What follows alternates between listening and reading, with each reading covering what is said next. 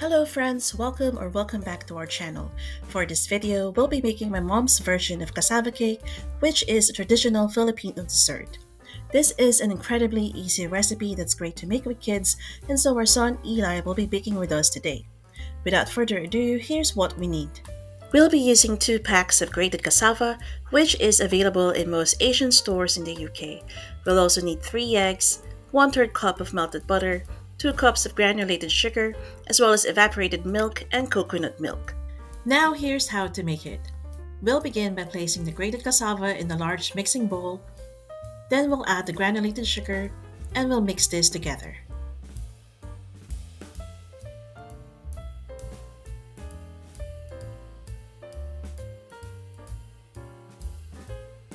Next, we'll add the evaporated milk and the beaten eggs. Then we'll stir again.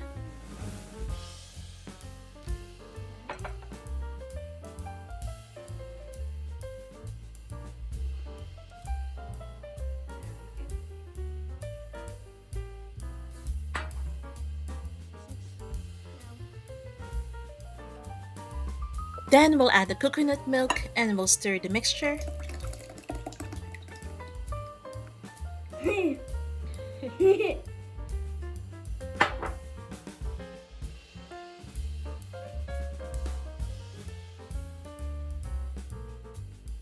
Finally, we'll pour in the melted butter.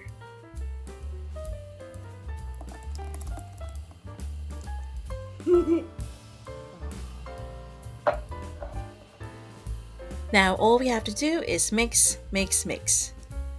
If you have one, feel free to use an electric hand mixer. Once the mixture is ready, pour it in a baking dish. For this cake, we're using a large rectangular glass baking dish.